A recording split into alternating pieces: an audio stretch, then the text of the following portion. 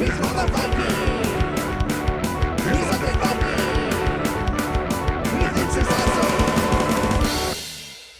everybody, this is me, Undead Viking, and this is a cool little card game called Shibboleth. Shibboleth is a game in which you and your opponents will be playing cards that will designate you as being one of 8 different socioeconomic classes that is in a world or a land that is currently undergoing a revolution. You're going to play 5 rounds of the game, and each time you reboot the game and you play another round, the people that are creating and supporting the revolution will change, as well as whoever the enemy of the revolution is changed. So like as the game progresses in each round, it's going to alter and switch up. And you're going to have cards in your hand, one card in front of you, and you're going to draw a card on your turn, and you're going to pick one of those 2 cards, you're going to play it and take the action that it does, and then hopefully you're going to be able to either knock out the other players on the table, or you're going to be able to just, at the very least, survive until the end of the round, so you can then score some points, and then you total the points for each round, and then whoever has the most wins. But I'm kind of telling you how to play the game without actually showing you the cards. So let's actually step into the actual gameplay portion. I'll show you how to play, and then we'll come back here and I'll give you my final thoughts. Alright, cool. Shibboleth! Alright, that is all the game pieces that you're going to get with your game of Shibboleth. This is a small little card game. You have this deck of 22 cards, and the cards themselves have multiple of these different types of like social classes that you can be a part of, and you will be representing those, or representing that social class, by having that card in front of you. But I'm getting a little bit ahead of myself. Basically, the whole thing is because you're only dealing with the 22 cards, and there only are a certain number of different types of classes. There are 8 different types of cards in that deck. It is very easy for people, because of the fact that you'll be playing these cards face up, and there's a lot of open knowledge in this game.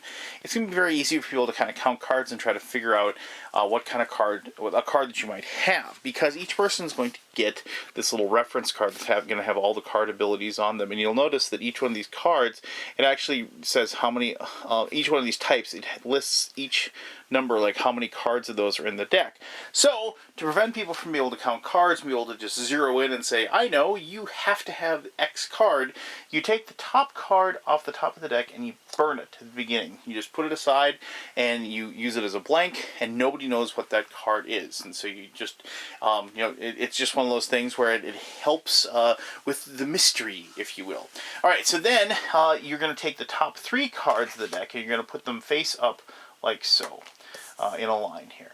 And the reason you're doing this is because these are the 3 different social classes that are going to be, in this case, from left to right, it always is, the leaders of the revolution, the minions of the revolution, and the enemies of the revolution. So in this situation we have the guerrillas lead it, the middle class are the minions, and the royalty are the enemy of the revolution. So it actually kind of works like thematically a little bit there. But so you'll notice that they have these numbers up in the top right. If you are able to score with that card, or whatever card that you happen to have, there's a couple different ways, actually 3 different ways you can score points, and I'll explain those here in just a little bit. Those are the points, the number of points that those cards are going to be worth. Now each person is going to get 1 card dealt to them. They put that face down, they can look at it. I'll just look at that card here in a second. And on your turn, your entire turn consists of you drawing a card from the top of the deck, putting it with the other card that you have, looking at them both, and then secretly picking one of them to discard by placing it face up in front of you, and then taking the action that that card allows you to do. And those are all listed, once again, on this reference sheet, and that is obviously very helpful for you. So, okay, so we're going to look at this card first. Let's see what we have. Okay, so we got a scientist, and if we are able to score the scientist in some way, he's worth 3 points up here. You can see that. And so let's just look quickly and see what the scientist can do. So the scientist says, compare your hand with an opponent's, choose whether the highest or lowest value card is discarded before comparing. Now, one of the ways you can win is by, or you can knock other people out of the game, is by making them discard the sole card they have in front of them. And so when they say the hand, that's a situation where you would discard the scientist in front of you, and then you would then when your other card that you have on your turn would be considered your hand, and you would say, okay, and then you secretly compare those. You don't ever want everybody to know, you just completely know what card you have in your hand, because when they know it, they can then mess with you, and there's certain powers that then they can kind of pinpoint you. So in this situation, and this would be face down, we draw another card, we pick these both up, and what do we have? We have royalty, and we have the scientist. So we're going to go ahead and look at those two cards. And so now this is a very interesting situation, because let me show this to you. The royalty says royalty cannot be discarded. If discarded, the player is knocked out of the round. So it has a point value of 8, and there's 2 of them in the deck. So we have the only other royalty card in the deck, because we know the other one's out there. But here's the situation. We can't discard it, or we're out of the game. And so we're going to have to put royalty down, and we're going to have to use the scientist card, and we're going to reveal it and say, okay, we have a scientist, and you have to pick somebody, and you have to say, I'm going to compare. But remember, royalty is the top level. Their point value is 8. They're the top level card. And so it even says here, compare your hand with opponents, choose whether the highest or lowest value is discarded before comparing. Well, you're going to have to pick highest, you're going to pick somebody, and you're going to knock them out. And they're going to have to, and they're going to put that card face down in front of them. If you happen to pick somebody, that is, let me find it, like, you know, if you happen to pick somebody that was the wealth class, they have a 7, everybody's going to know you're part of the royalty because of the fact that you beat them, and they're going to put that face down. So you can see some of the tricky little ins and outs that this game is going to have. And so, but anyway, you put that down, you pick somebody, you reveal those cards, and so forth. Now, I'm not going to go through each and every little ability here. But like the intellectual, look at a player's hand and choose to let them keep the card or discard it. The artist can trade hands with another player, or you can choose two other players and they have to trade.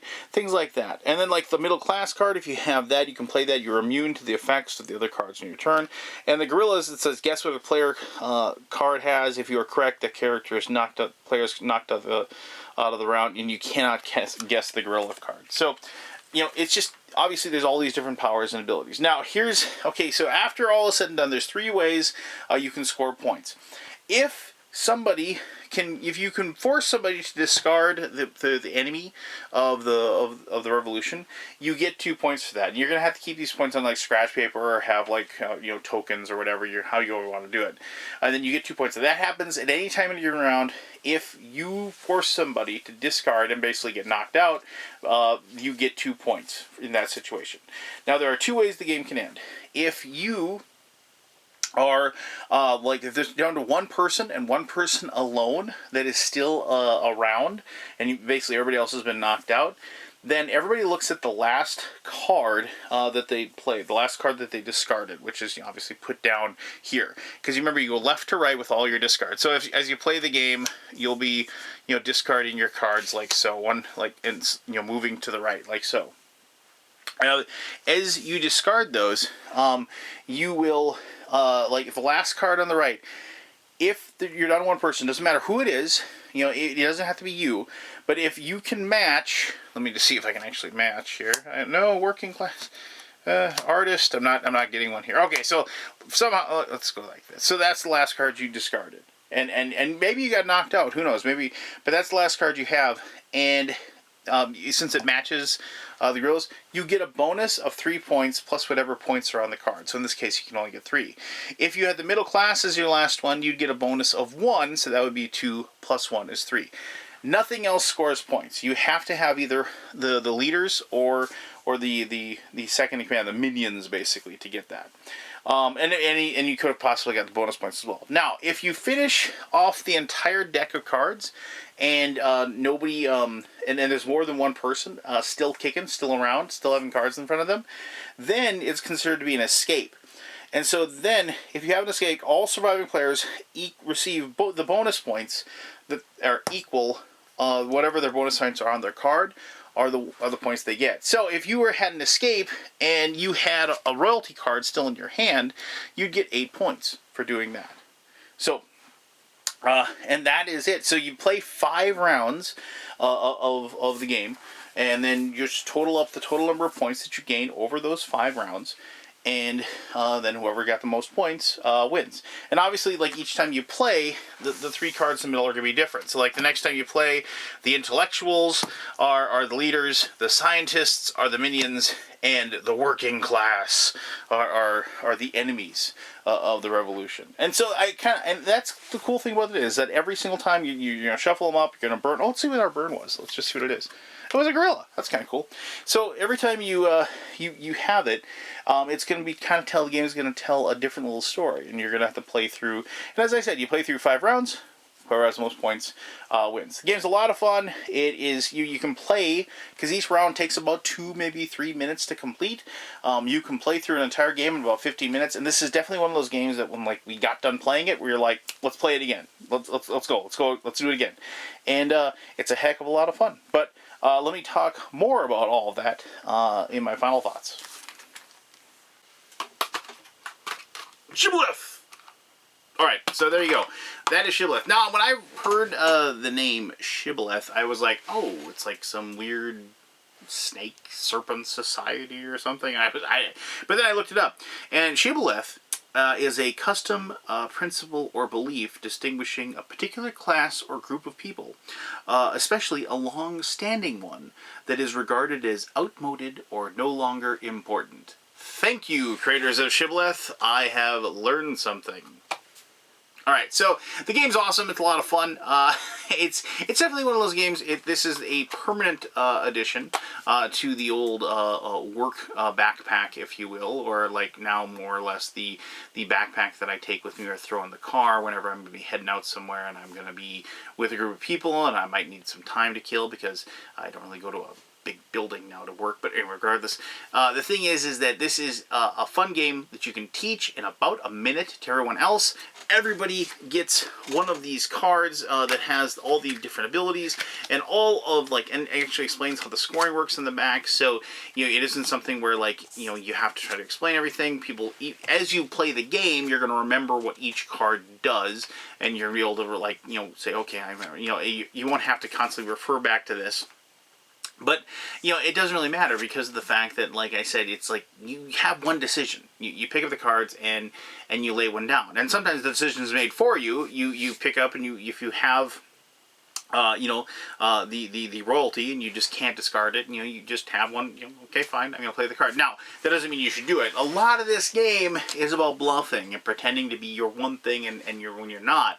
And you want to have some table talk going, you want to make things, you don't ever want to just totally give away what you have. You have to so when you draw the card, you have the card, you pick up your card that you have, you draw the other card, you're going to look at them, see what I have, and then put them underneath the table, kind of shuffle through, and then put one face down, and then play the other one. Because if you just have a card face down, and you draw the other one, okay, I'll play that one.